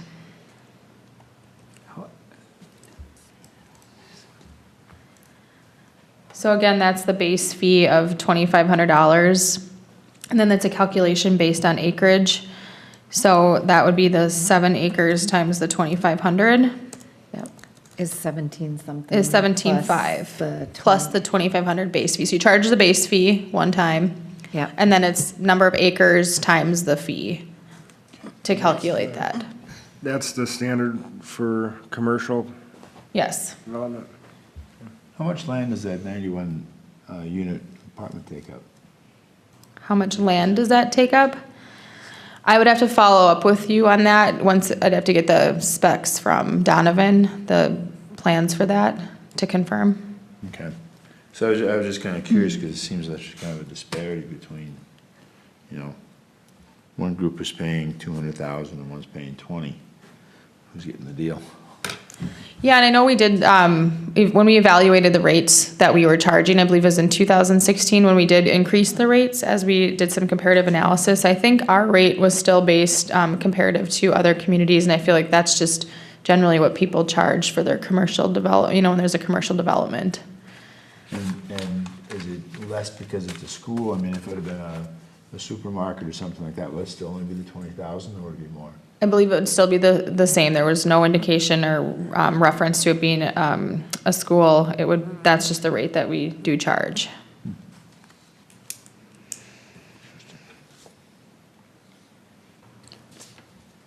Yep. Yeah. I move that we accept the staff recommendation to take a cash payment of $20,000 for, in lieu of the land, it was better last time, land dedication. Second. So we have a motion and a second. Any discussion? Well, I have another question. Okay, so if you looked at the value of the acreage, and I'm just trying to get a handle on this. So you either take a cash payment, or you can take land dedication, and how much land is that? It's usually about 5%, isn't it? I think so. I would probably want to circle back on it just to get you the 100% accurate information. Donovan really, he takes these from the planning commission, and when they're going through all those approvals, and puts forward the recommendations, so I don't have a lot of the background. I'm passing forward Donovan's recommendation on this. I wish I had a quick answer, but I don't, so I'm happy to get that for you if you feel that you want to evaluate this one a little bit more. I don't think that we'd be on a huge time constraint necessarily for approval on it if you did have some more questions. I guess that's the question I have is, which is a better deal for us, to take a cash of $20,000, or is there more value in that land? Can I Please. ask a little bit? I think the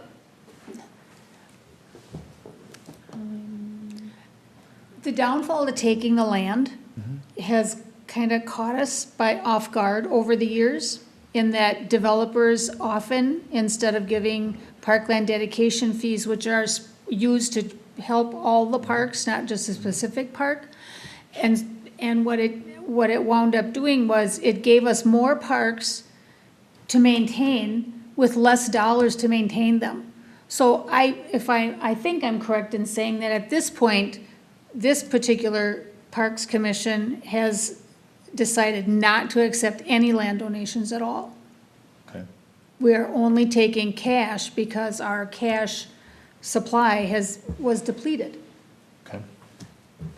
Yeah, and I believe that I do think that is accurate. I think that actually stemmed even back to city council had approved the policy, if you want to call it a policy, to accept cash payment moving forward, because we had the Fenway, we still have debt owed there, and that is our funding source for park improvements, which weren't getting improved and maintained properly. So I don't know what that was dated to, if that was 2014 or 15, but I believe right around there, city council put forward that recommendation to accept cash payment.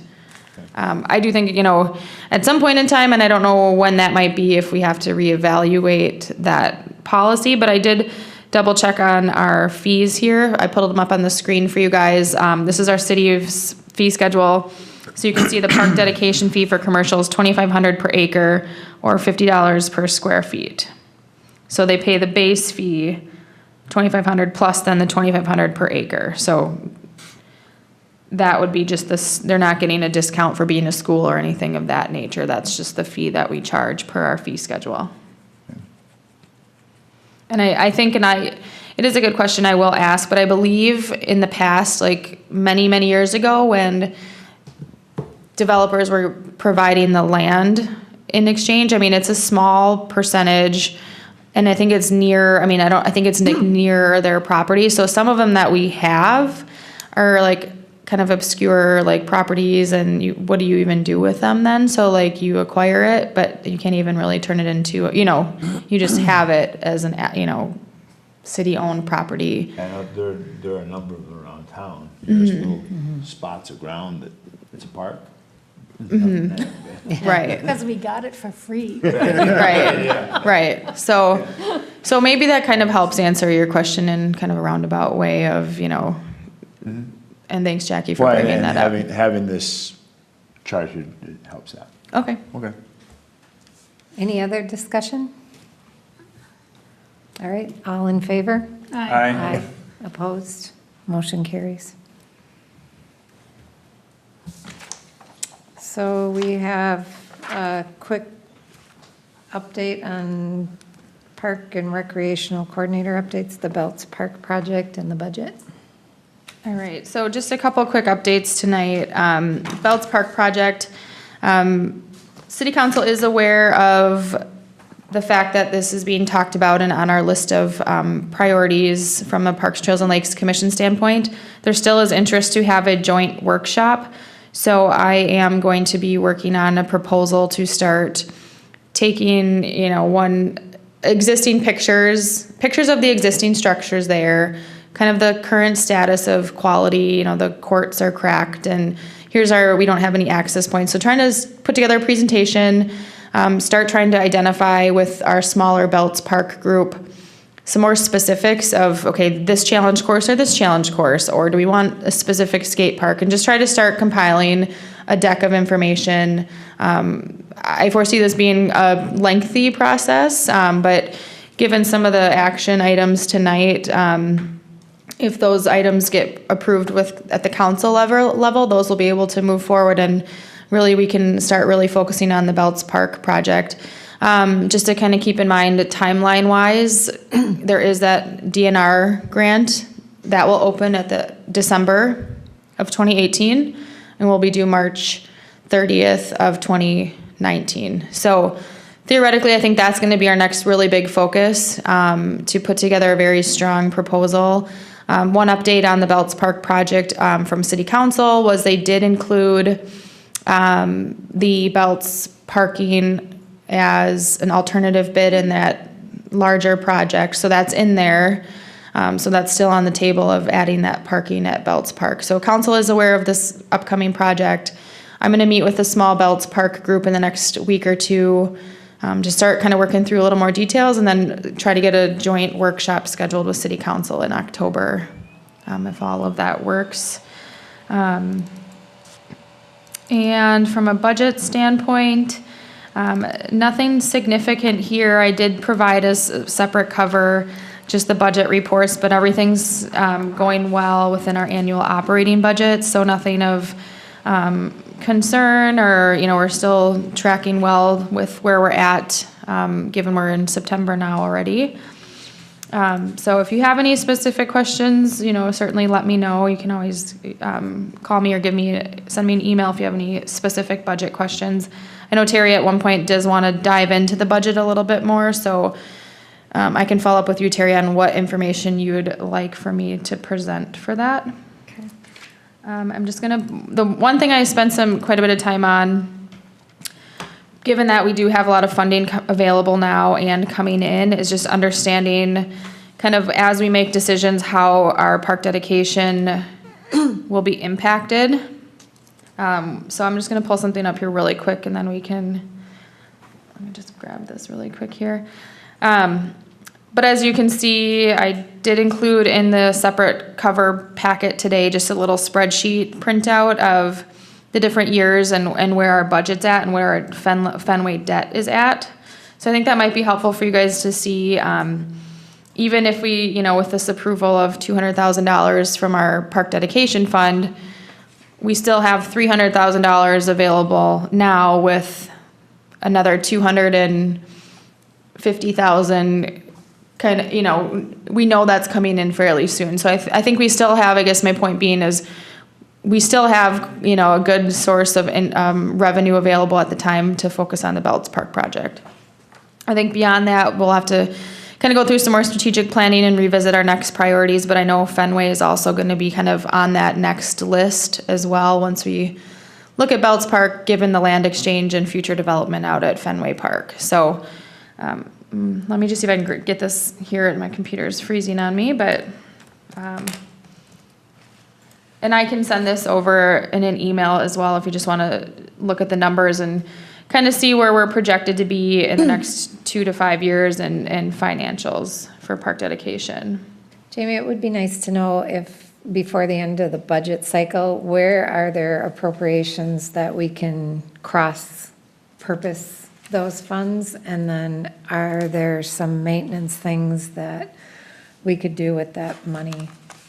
Kind of a use it or lose it concept, and just talk about. Yep. I think there will be some areas, maybe not so much this year now with the potential Southview project, because that would come out of that budget. Yep. However, there are some areas where we could look at, even from a program standpoint, of what could we potentially get this, purchase yet this year from a marketing or printing or to help for promotions of art in the park better next year. We have the branding, we could look at some things there, so. Or there are some, other areas where the appropriation may be for this, but it could be used in another category. If we could look at that at some point. So I just wanted to give you a really quick kind of, while it's fresh in my mind as well, understanding the park dedication account, especially for the newer people. This 2017 account here, basically when you look at the budget account, that's 203, which is park dedication. You can't just look at the total and say this is what we have available, because we do receive other revenue into that account. So there's a line item for the marina lease. We have a line item for park dedication fees, donations. So the $7,500 you see there, that was the Lions Club donation. We have the Veterans Memorial and then interest. So those are kind of the main revenue items that are in this park dedication fund. Some of the expenses you'll see, there's just that miscellaneous, contractors' payments would be any, like if, for example, I'm just gonna use 200,000 here just for sake of being a round number. Let me zoom this out just a little bit here, so you guys can see it better. I know it's kind of small, but then you can kind of see all the numbers together. But putting that in here as an expenditure for, let's just say we pay for it this year, it tells you then what, now we just have the 302 available. So you can really kind of get a better idea, and I think this will be a helpful tool as we're planning projects. This number here in 2019 is pretty accurate. That's assuming those, the approvals we made tonight, that's gonna be this number right here. So as of next year, we could still have $432,000 available. And that's taking into effect this Lakeside Memorial Park project. So, How much money do we still owe? this is our debt right here. And so how this works, this number is accurate. At the end of 2017, our owed on Fenway was $478,554. This number here that you see it currently for 2008, you'll see up here this formula that's in place. The D6, so this, what we've received thus far this year. How our park dedication works is that we receive all of it into the fund, and at the end of the year, then we half it out. So half goes towards the Fenway loan, and then half is available for spending. So that's why you see the D6 divided by 2. So that takes into account that we get half in unrestricted cash, and then the other half is going to go towards that loan. But what we are talking about for next year is having that payment applied quarterly instead of just annually, so that, let's say we have the fund, a payment comes in February, we would have that unrestricted cash available to us at the end of Q1, and then the other half would go to the Fenway loan. Because right now, it's just been done annually, so right now, we do have the cash available.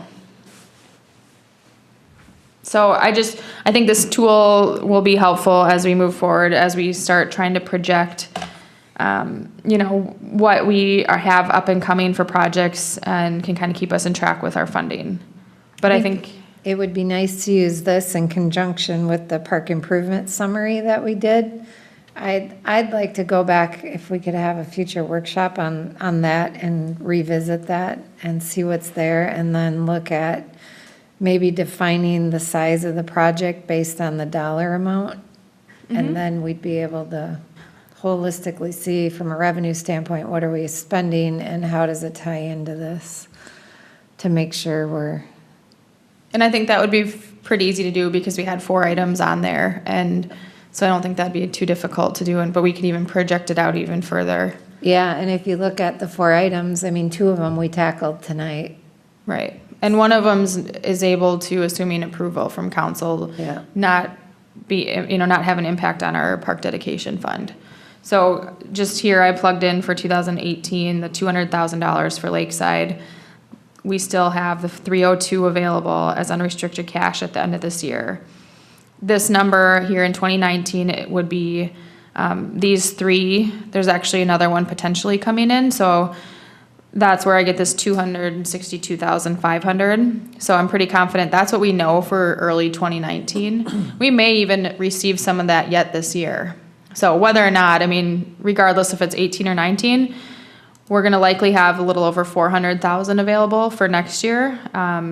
So let's just say timing wise, we apply for the grant for belts. If we have everything ready, we get a match there, 100,000, maybe some other donations.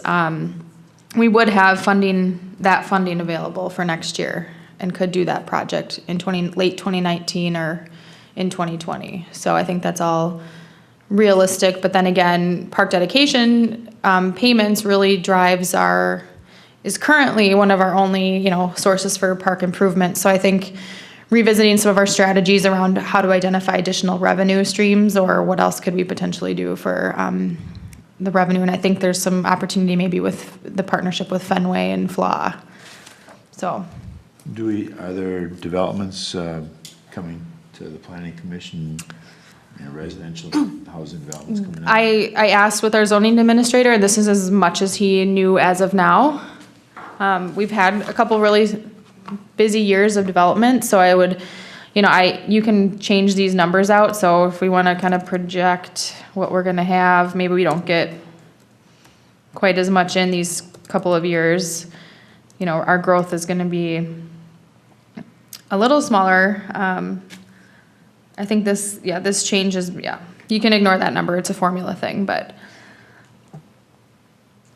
Pretty significant. So, So I think. as an example, so like with Chestnut Creek, so does that come in per lot sold, or does that come in right as for their lot, for their development approval? That's when they have to write the check, and when do they write the check on that? They would write, I don't remember how many units that was, but 200, I think. Chestnut Creek, I think they did that in 2 phases, so they did pay the fee, was that in 2 phases? I believe it was, so I think they've paid the $2,500 per, and I think I remember seeing one come in at $100 and some thousand, but yeah, they would pay the $2,500 per unit, but that was a 2-phase project. And so then do they pay as each phase is completed, or as each phase is started, or? I believe it's as each phase is completed and approved from the planning commission. So one was, and here, let me just pull. I ran reports today on the last few years of park dedication fees that were received annually. So I could tell you, I could find out when that was actually, how much they paid. And I believe it's when they do the development. That was Chestnut Creek. So I'll just show you guys these really quick too.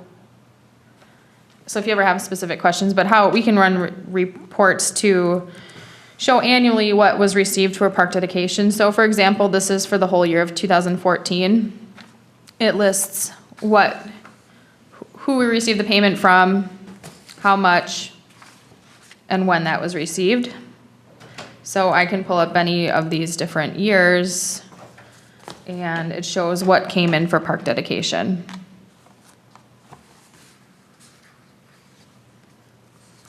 So as we kind of keep moving along with some of this, I guess one more quick update, kind of relating to budget and just park commission items. I will continue to try to get everybody up to speed on some of these items, because I know we've had a few newer members. It's a lot of information to take in, and I'm just coming off of the really busy summer period. So I'm gonna try to get a little packet together for you guys on just like high level. Here's all of the things that we're responsible for and where things are at, because we do have some other things up and coming. Like at the end of 2019, we have a couple agreements that expire. So just kind of a list of everything that we're working on. So I've started that for you guys, a calendar, so you kind of know what all our programs and activities are, so we can get you guys on the same page. But I just wanted to share this as part of the budget update. I think this will be helpful to understand how the financial impact on one project, what that might mean, and project out in our strategic planning. Just one more other update, I guess, was we did have one gazebo reservation from August 18th came in, and they had they had some issues with the reservation, some communication within the office, and just the fact that tables weren't provided, and they had to supply their own tables, which we don't have tables at the gazebo. And there's also some concern or comment about the electricity. We do have $25 of a fee for the use of electrical. At the gazebo, it's all up pretty high, but we do have one extension cord that does hang down, so it's accessible. You don't have to climb up on a chair. So maybe they didn't see that, I don't know, but there were some complaints or concerns about their experience. I did follow up with my park ranger in August after the event, and they had a good turnout and a successful event. But a letter just came in on Friday asking for a refund of their fees for the use of the gazebo. So just an update that did happen, and that there is some concern. I think Blaine, he and I had talked, and there is some feedback that, maybe that's a good reason to consider in the Belts project, a nice pavilion that does have, several picnic tables or a spot to store tables that people can rent out or use, because I'm familiar with a lot of other parks too, that you can have a family reunion and there's 10 tables under this sheltered area, like a bigger pavilion. We don't have an amenity like that. I know the gazebo is a nice space for weddings and graduation parties and big gatherings, and you're basically paying to reserve that space. So you have some shelter, you have a spot to set up, and you have your space. So I guess that's my update, and just to kind of be mindful of that and think about how that might drive decisions in the future, or is there anything that we need to change or do differently with facility reservations there? So We need to circle back on that policy too, because we started a conversation, was it back in June, on the policy, so we need And I to- do agree, because I still feel that the process is a little clunky. Reservation requests are done online. You submit the request online, it comes in an email to just me and one other person. So it's kind of all falls to me, and if I'm out sick or on vacation or anything else, what's the backup plan? And I think we need to develop a little bit better of a policy around that, and maybe just look at the whole process all together. So just making you aware of that update. But otherwise, I know we've had a lot of very successful events there this whole summer. I mean, we've gone through 30 plus reservations this summer, and so just wanted to provide that update and think about that as a bigger picture as we talk about Belts Park, and would it be nice to have that amenity so some group can literally show up and just have tables available for them, like picnic tables under the pavilion. So keep that in mind as we move forward. So lastly, one other update that came in today. There's an individual, and this is high level update, but there's an individual who wants to donate a very elaborate, expensive clock for Lakeside Memorial Park in conjunction with the Veterans Memorial. It's priced at about $20,000 or so. Like I said, it just came in today, but update that we should tie that into a conversation about Veterans Memorial at Lakeside Memorial Park, and that project and where we're at with that, and that's an upcoming agenda item for discussion. Is it like a clock tower? I think, yeah, I mean, a very nice clock tower, commemorative piece that have like a concrete base. Very nice clock, not just one that, I mean, it's $20,000, so it's a very nice piece that would potentially fit in nice with a veterans memorial, and so. That's kind of interesting, because we already have a clock tower on the Gun building. Right, and so that's the discussion point we'll have at a future, is there, Parks, Trails and Lakes Commission, will you have the interest in this potential donation? Is it For the park. accurate? Well, So we can talk about that at a future meeting. yep, All right. Jackie, I said the same thing, I don't know that it always works, but, We didn't know. so I think those are all of my updates, so if anyone has any commissioner updates. Just reminder, Lake Fest will be October 5th and 6th. Thank you. And there'll be activities in the park on the 6th. So check that out. I'll email you the flyer for that, so you can have that information. Anybody else have updates or anything? Any motion to adjourn? So move. Second. All in favor? Aye. Opposed? Motion carries. We are adjourned. Nice meeting.